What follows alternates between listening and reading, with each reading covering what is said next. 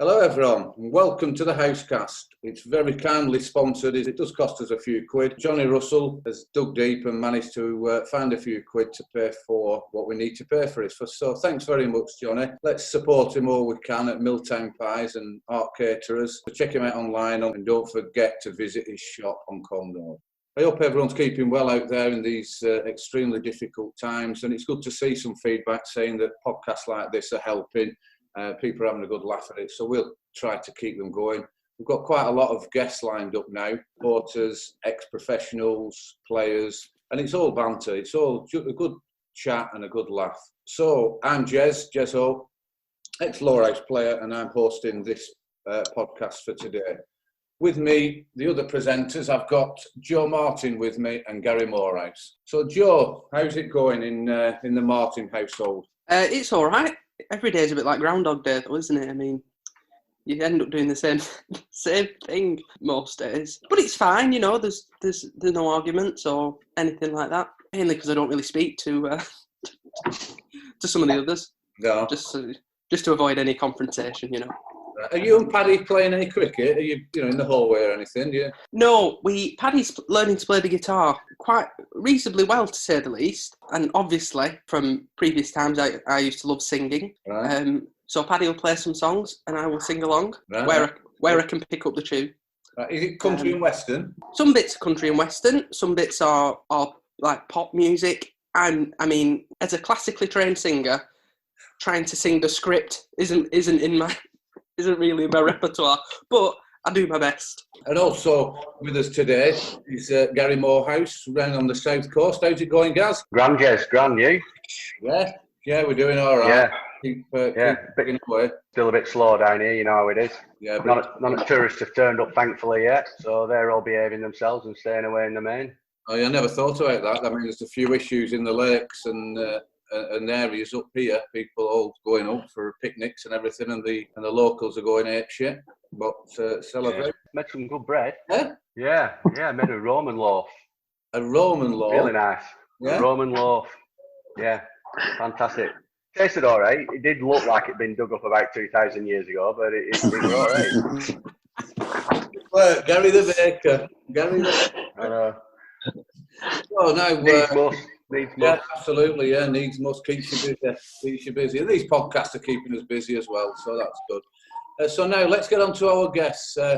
Today we've got two extremely likeable, lovely lads, and they're both ex-professional sportsmen and very good friends certainly to myself and to Lowerhouse. One's been on before, and it's the one and only Tony Woodworth. How you doing, Tony? How you keeping? Hello, thank you. Anything to report? No, nothing at the minute, Jez. Just keeping busy as always. Right. Just describe Tony to the listeners. He's tucked up in a hoodie. He's got the hood up. He's got the zip right under his nose, and he looks like he's in the Antarctic. He's freezing here, Jez. Freezing. Really? Not like little Joe Martin in his pajamas. Well, I've actually got my summer dressing gown on. Because it's a bit lighter. That's good, Tony. If only I was, Joe. If only I was. That's good, Tony. That's keeping well. Our other guest, who's on and listening in, played state cricket in Australia. He has actually played Test cricket for Australia. He's made his debut in 2010. He's played 27 Tests, finishing with fantastic averages. Welcome, Ryan Harris. How are you, Ryan? I'm good, Jez. It's great to be part of this podcast. Thanks for having me on. Relatively early this morning over here in the UK, and over there for you, you're probably looking at, what is it now, 8 o'clock at night, nearly? Yeah, it's 7, about quarter to 7, so, yeah. That's good. I apologise, Ryan. We generally have another presenter on, Joe Beneducci. He couldn't make it this morning. He's had to go to Aldi shopping. Rachel's kicked him out. Doesn't surprise me, Jez. I hear about Joe Beneducci, so that's right. He's not here to defend himself about his captaincy. Yeah. After hearing the podcast with Andrew McDonald, he's got a bit to answer for his captaincy, so that's okay. He has, that's Joe. And if he talked a great game, it would appear. These facts and figures. So we'll get straight into it, lads. Feel free to join in at any questions that anyone's got. Tony's a really big friend of Brian's and he's here as his sidekick, I think, and to help him along and to keep jogging his memory, Tony. Is that about right? Really big being the appropriate word, Jez, I think. Yeah, I don't think so, Tony. Don't be said that. So, Brian, just give us. I think you're in Australia. You know, on a serious note, in Australia, the COVID-19 has not affected you as bad in the UK. How's things over there now? How's it going? Yeah, to be honest, compared to where probably you guys are, you're right. It's not as I mean, it's serious, but it's nowhere near as serious as you guys. It's really sad hearing what's going on over, I guess, in the UK and also America. But I think we've just touched 100 deaths, and you guys are, I think, in the 20,000s or something like that, or 30,000. So it's amazing to hear the numbers that are coming out of obviously the UK and America. But I think we're 102 deaths. So hearing that, it's been phenomenal the way something like this is just taken over the world. It's just amazing. So we're lucky. We reacted pretty quickly with border closures and all that sort of stuff. The health system's been good. The government's been quite good in closing stuff and all that sort of stuff. Even the state borders are still closed. The curve, as they say, is flattened. But, there's still, slowly, pubs are still closed, which is killing Queenslanders and Australians.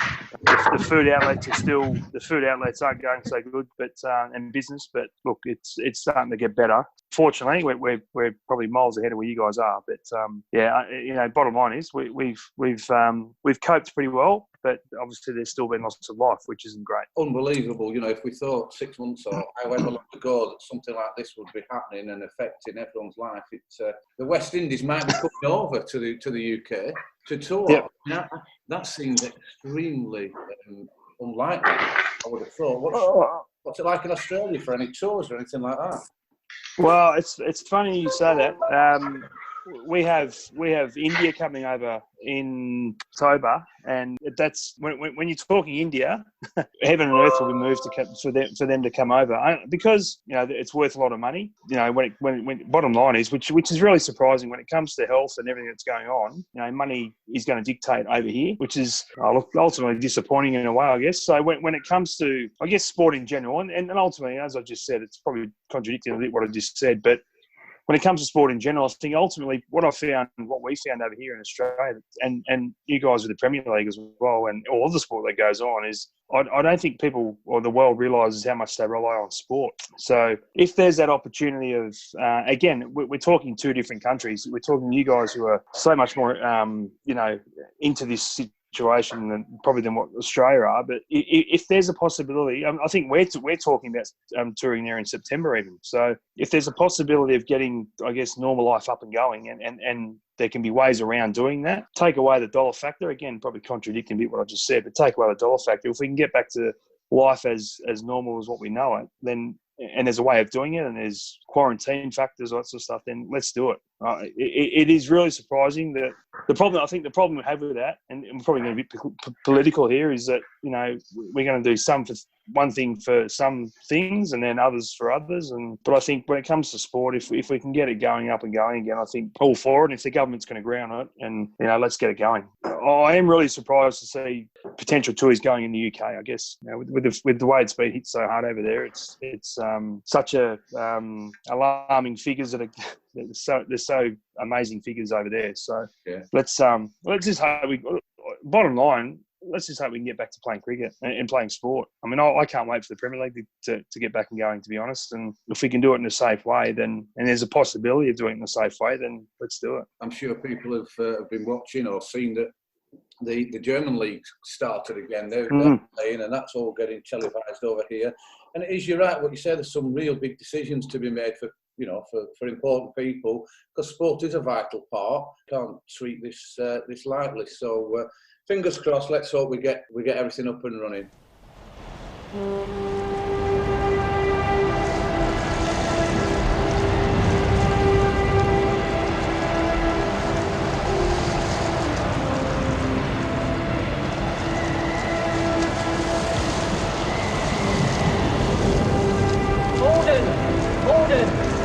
Send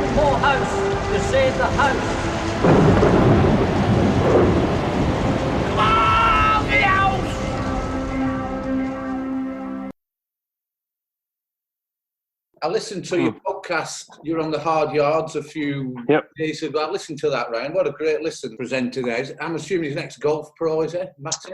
He is. Yeah, he's a guy that I met a few sort of pro-ams that I played, golf pro-ams, and he's a good guy on that guide, and played a little bit in Japan and played a little bit around the world, and yeah, he sort of turned his career, I guess, into a golf pro and a teaching pro, and he's trying to get the media. So, and he's a massive.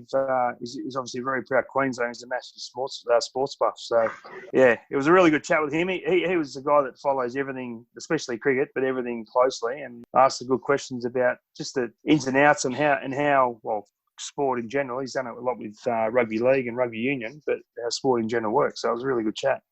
Yeah, it did. It came across fantastically well, and the way you chatted about your coaching and to international, cricket at the outset. Just summarise a little bit. You talked about your time at South Australia, and then going over to Queensland and the issues you had there. Can you just tell us how your cricket career started at a professional level? Yeah, it's a long story, and obviously a couple of you guys know, but I'll try and keep it as brief as possible. But I left school in 1999, went over to play over in England, and went over to Gerrards Cross down in, I think it's North London. You might correct me if I'm wrong there, but went over there, came back from there, worked for a little bit. Basically worked for a contract. I played and tried to get a contract in South Australia, and I got that in 2001. And from then, in 2001, I was obviously contracted till 2008. Along that time, I think out of those 7 years or 8 years, 7.5 years, probably actually less than that, it was probably 4.5, 5 years. I was a good cricketer, someone who always loved playing cricket, worked hard, wanted to play cricket as a professional, but also didn't mind being a professional off the pitch, I guess. That's the way so I sort of put it. I didn't mind being the first at the bar and being first and put my hand up that I found someone at the end of the night I was talking to all night, in a bar and a lovely lady, all that sort of stuff. And so I didn't look after myself, I guess. I didn't take it as seriously as I should have. And then I think it was about 2005, where Wayne Phillips, the ex-Australian Test cricketer, wicketkeeper, he was coach of the South Australian Redbacks, and he, I'd been in and out, I'd played some games, I showed a lot of talent, but I just never sort of took that next step, and I never cemented my spot in the team, I guess, and Darren Lehman, who I played, who's still obviously a mentor of mine to this day, but we sort of grew up at the same club at Salisbury and Northern Districts back in South Australia. And even he was at one stage there. He'd give me so much confidence. And I got to the stage because he was very good friends with Wayne. And I sat down with Wayne in his office, I sat down with him and he said, "Mate, we're going to let you go. We've got a better squad. We don't feel you're going in the same direction. We think you're wasting your talent and all that sort of stuff." And I was obviously very disappointed and didn't agree with him. But anyway, long story short, as I said, a week and a half later, I was back in Wayne's office and he sat me down and said, "Look, what I said the other week, I still agree with, but we've had an opening in our contract list. We're going to actually keep you on contract and we're going to give you another chance. Not as if necessarily want you to, but here's the opportunity. You're our first reserve, I guess, and this is what we're going to do." So, and he gave me a good stern talking to, and from then, I guess I started looking after myself and doing the right thing, and and then Darren got in my ear and said, "Mate, look, I'll back you as far as I can, and all that sort of stuff. And I want you to be a cricketer. I think you're good enough." And then that was enough for me. So I sort of started putting in a bit, and then I guess the rest is history. I sort of took off. I started playing well.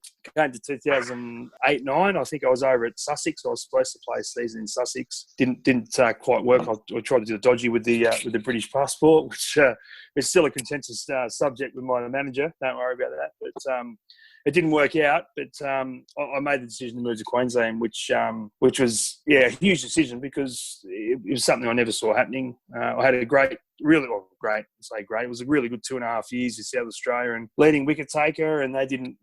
All I wanted was a 3-year contract. I'd had 8 1-year contracts. They didn't give me 3. Queensland decided to give me 3 with a bit more money, and rest is history. I moved to Queensland and it sort of took off from there. I didn't move to Queensland to play Test cricket for Australia, I moved to Queensland basically to my dream at the time was to play in the Shield final, Sheffield Shield final, and that's why I sort of moved to Queensland to do that. And the first year I moved, we actually did it. I broke my foot against South Australia. I didn't play in the final, but that was what I wanted to do. And as I said, the rest is history. I ended up playing pretty good cricket and ended up playing for Australia. So yeah, it was a huge move at the time, I guess. Yeah, I needed a change, and it felt good, and I did it.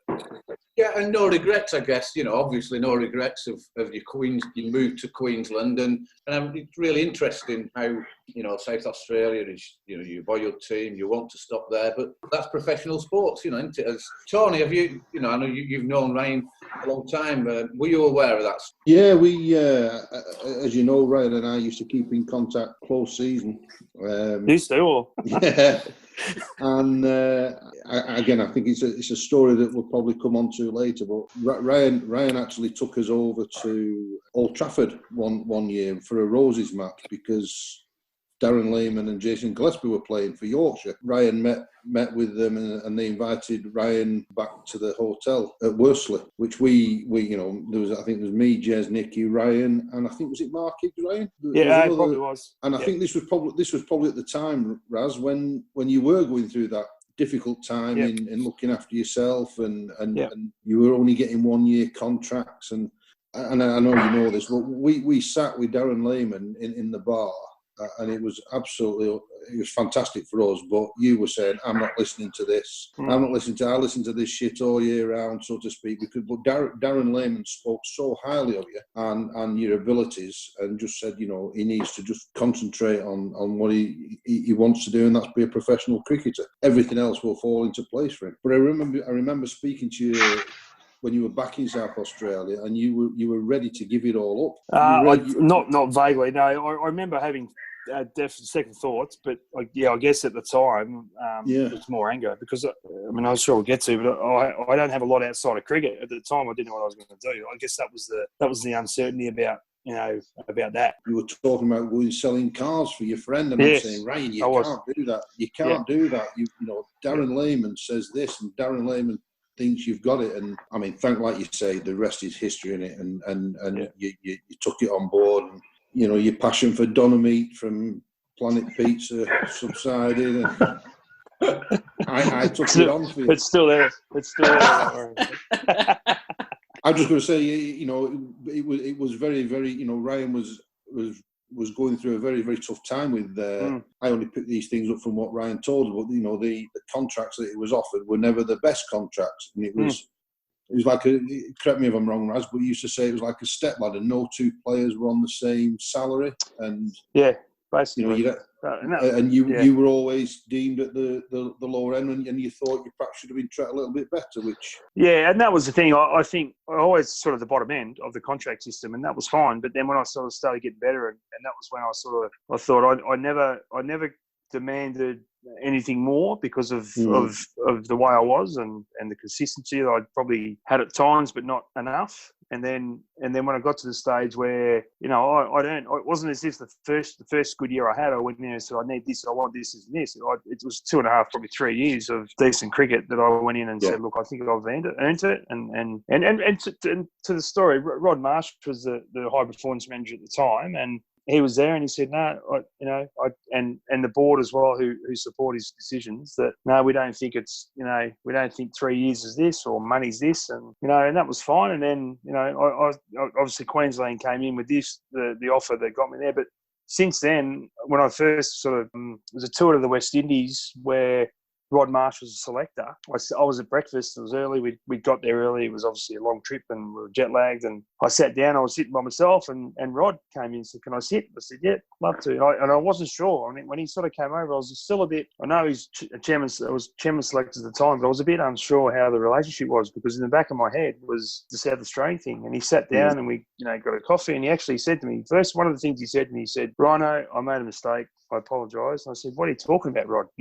I'm here in the West Indies, mate. You picked me. I'm on the test tour, so I'm not. You haven't made a mistake." He said, "No, back in South Australia when I should have given you that 3-year deal, I made a mistake." And I was, for that to happen for me, that was, and Rod was a person I respected so much, and And even at the time, I didn't have any negatives. Well, I probably did because I didn't want to leave. But at the time, I saw the outcome of it. I saw the history of it, and that was fine. But then for him to sit down and say that was a huge thing. But I do remember that too. I remember being at a stage where I was like, what am I going to do? And as you said, one of my good mates sold cars, and I thought he offered me that, if things go bad, he could probably come and work for me, and that was the thing. And thankfully, that didn't happen. No, that's. It is really interesting. That is there anything, Joe Martin, you want to add? Yeah, I was, as is frequent on this podcast, I'm having to let the cat through the door.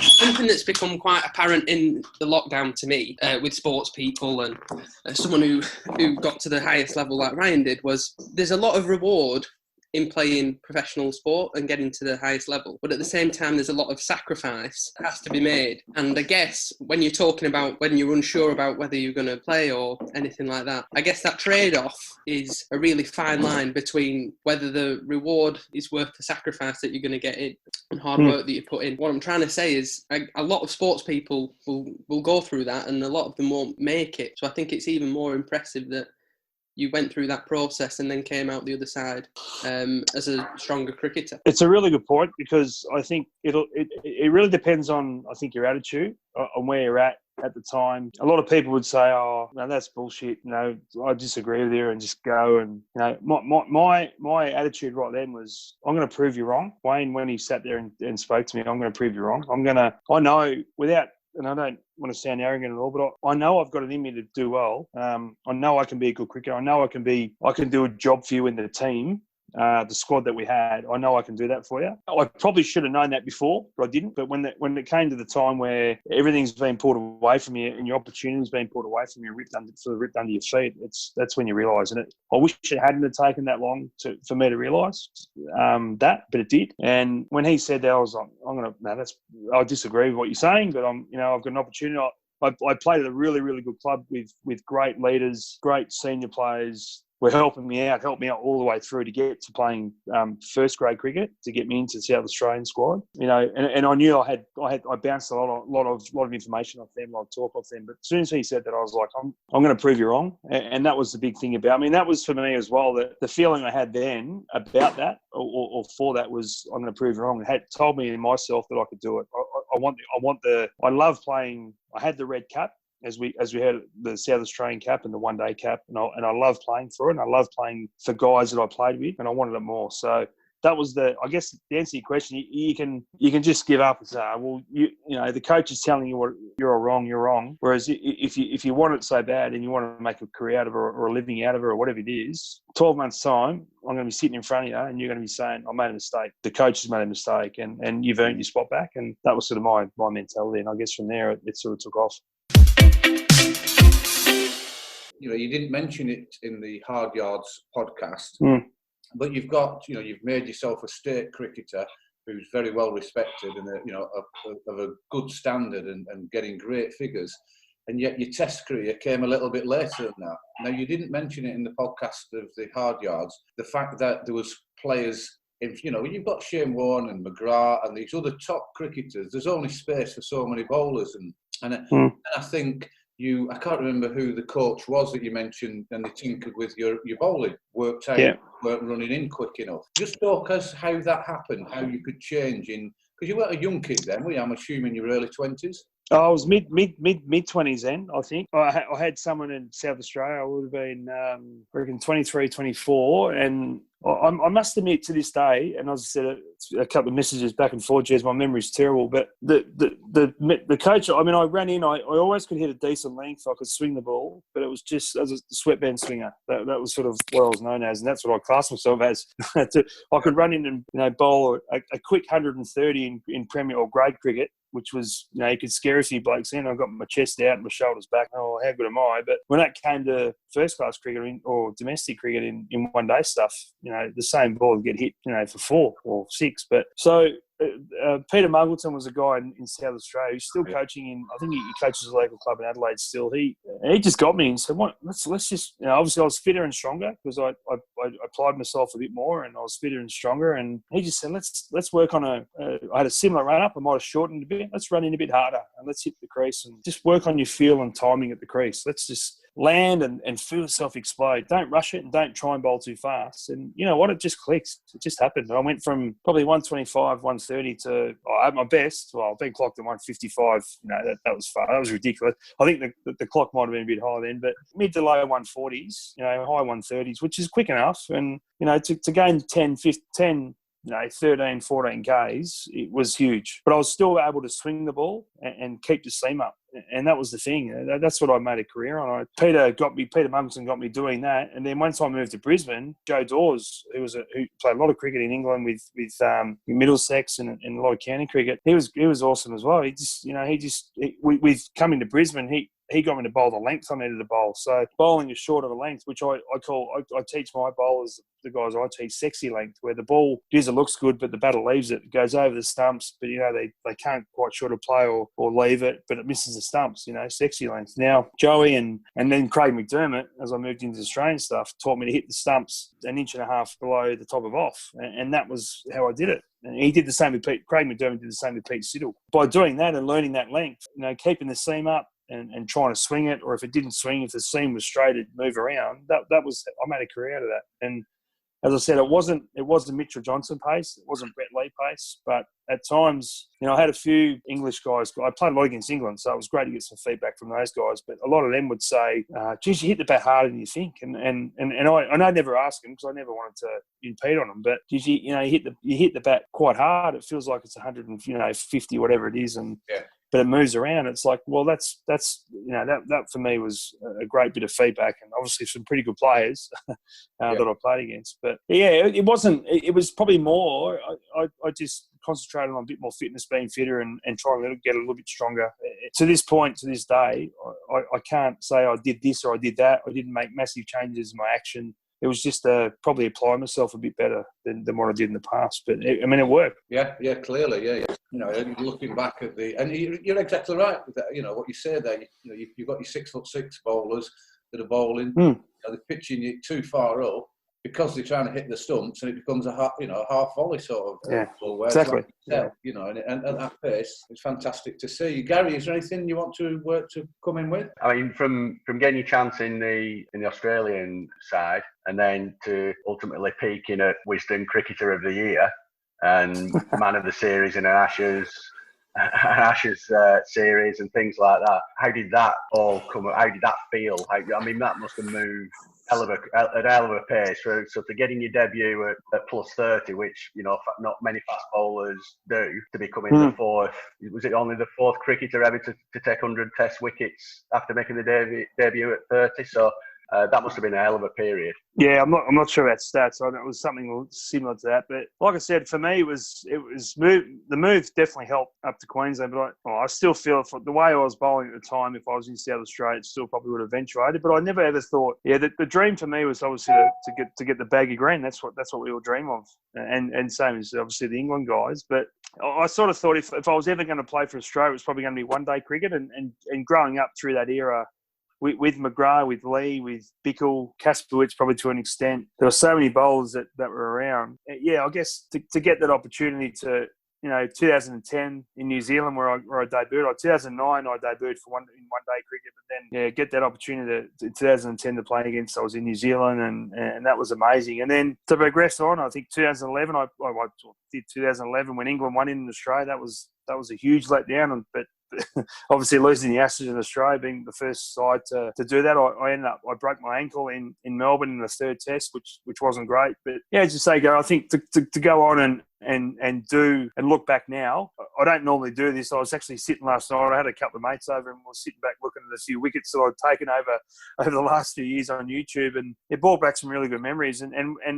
And one of those series was the England series where, as I said, I've got a pretty bad memory, but to watch them last night, to go through them, I was pretty proud just to say that I've actually done it. I've played in, you know, an Ashes series in England. Unfortunately, it should have been two. I fell over the last hurdle in 2015, but to represent the country, our country, and play in such a series as the Ashes, obviously here in Australia and obviously over in England, was huge. So yeah, it was, and obviously to perform well. You know, no Mitchell Johnson then. You know, that was a tough time. We missed him, but we had a reasonable attack still. But to be able to come out of that series and look back now and say, I was sort of a player of the series to an extent, but to take wickets and do well, that, my boy's only about to turn 5. One day, I'll show him that footage and hopefully he realises how good that is. But yeah, it's still a bit surreal, to be honest, because I never ever thought I'd play Test cricket, and that was something I never always dreamed of, but never thought I would, because the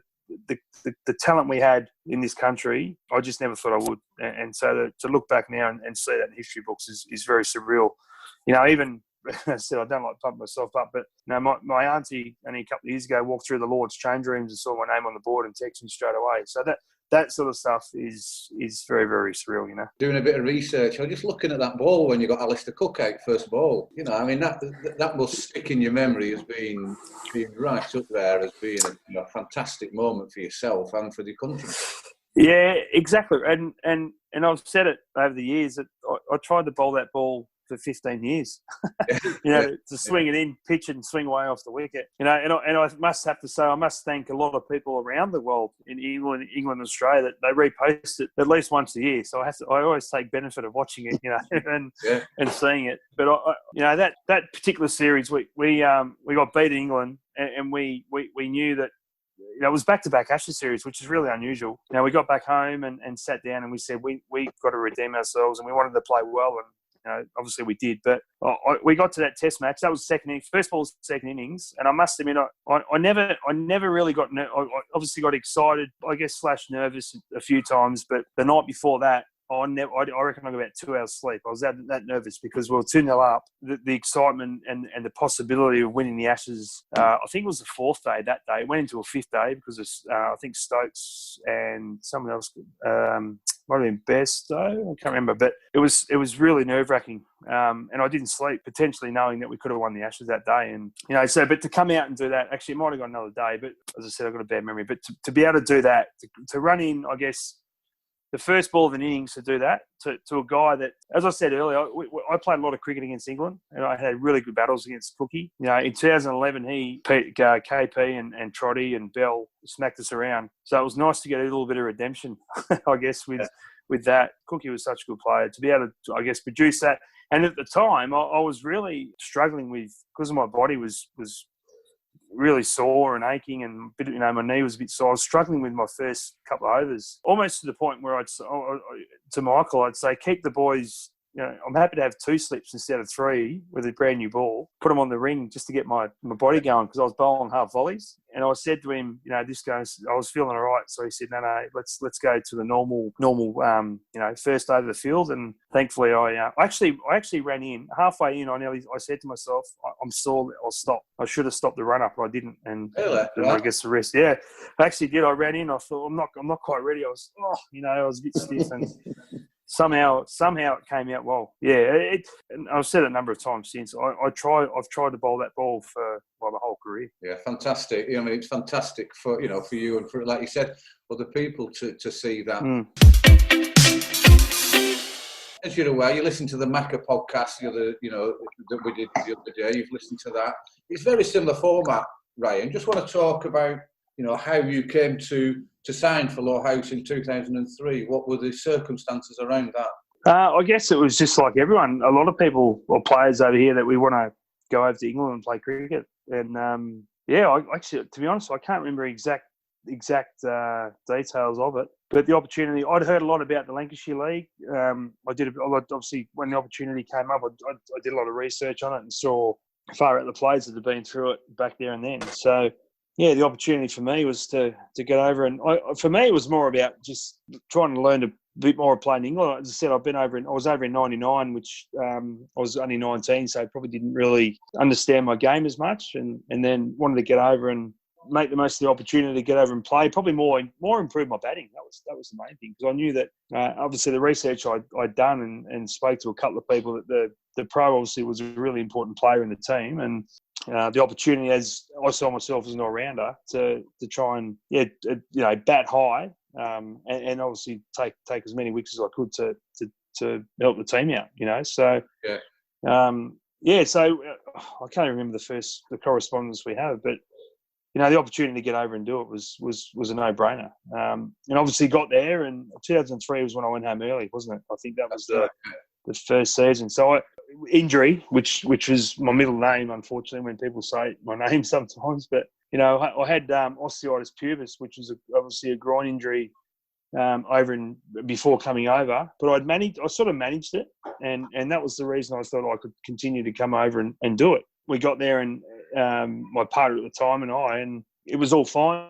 And then I started to get sore. But the thing about it, the great thing about the club, which we'll get to, was that I got put onto a great physio that kept me going and told me what to do. And unfortunately, I got on to I think 10 games, and then sort of had to go home because it got to the point where it felt like osteitis pubis, that those that have felt it or had it, it felt like the pelvis was going to burst through the skin. It was so painful. But I tried as hard as I could to keep going, but unfortunately, it wasn't to be. So, I guess the rest is history. But going on, again, you're probably going to touch on it, Jez. But going on from last night, the thing for me, the drive for me was when leaving. When I did after a short amount of time, which I felt at the time was letting the club down. It was the drive of reading the history of Lowerhouse and then not winning a cup or a championship. That was the drive for me to come back. And unfortunately, listen to Macca last night. He got in before me.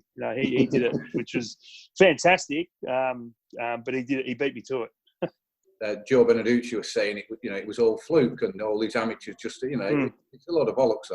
It was that side was ready. The amateurs at the time when Macca came over were ready for winning things. And you look at the amount of players that played in 2003. When you came back in 2006 and 2007, the amateurs weren't ready with 25 players, different players playing in the side. The young lads weren't coming through, enough. So I must say, when David Wren, he did all his research and his homework, it was so exciting I remember it because obviously I was still playing then. An Australian cricketer was going to come over because prior to you, David did fantastic work in his research. And, prior to you, Jack Rudolph and John Kent and Martin van Jaarsveld and these sort of people. And then the one before that was Matthew Mott, who was, certainly young Australian, very keen cricketer. So to have you coming over was fantastic for us. And I'll never forget, like I said, I was playing. And the first game you played, we were at Church away. And I think you bowled a lot of overs. I'll never forget, a lad from work came watching, he's a big cricket fan. And he just could not believe the pace that you bowled on that first game. I don't know if you can remember it, or Gary, I don't know if you were there watching it. I think the biggest thing that struck us, not playing anymore, but sort of watching and from the sideline, and obviously keen to see fortunes of the club move forward. I think it was just evident straight up that obviously super respected in the dressing room and sort of cared to actually do well for the club you were engaged with for the season, and that sounds a bit cold, but obviously you developed more friendships and came back in 2006. But I think that effort on the pitch, never mind the fact that supporters soon latched onto you being a bit of an entertainer, match winner, etc. And we were discussing this with Andrew the other day in terms of what that perception of a professional's role is.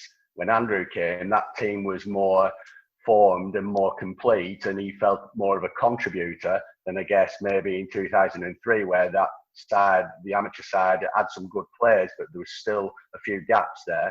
And I guess just the feeling around the place was that the professional was still there to some extent to win games. So did that transfer in terms of what was the excitement from supporters about when they saw some of your performances? Did that build on you at all, or was that more of a challenge to get the job done? Yeah, I mean, I learned that in that short period when I was there the first time, and that's what made me want to come back. I felt as though I owed the club, I owed the supporters when I left early, and I just hated leaving because when I walked in, Renner's, my God, Dave Wren, for me was obviously there's a lot of people contribute to the club, but Renner's for me. I heard Dooch saying last night, it was unplanned, but I felt as though Renners, I should say, he found someone that was going to be at the time contributing to the club ultimately, but the team.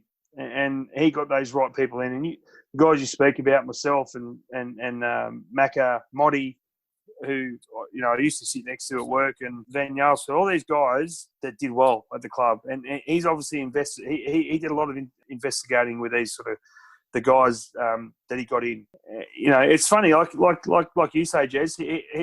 He sort of dismissed it a bit last night, Dooch, but Macca was right where the way you see it, the way we saw it, the way he saw it, the way Macca saw it, and the way I understood it was that not that yes, it's amateur cricket, but yes. Also, you look about it was almost like Renners and the people around Renners and the people in the club were building a club, because the people that were there that would all would do certain roles, and that was the way you build success. And from an outsider now, that was the way we won flags. We won. We at Lowerhouse that we won flags, and the feeling in the club, that was the thing. The passion to play for the club was there, and that was why I had to come back after 2003 to try and do that. 2005 I was supposed to come back, and that was the year we won it. And I was filthy when I wasn't there, obviously, but I came back the year after. But it was a club that it is a club that if I could tomorrow, I'd come and play back. I'd come and play this season. I'd love to be back there.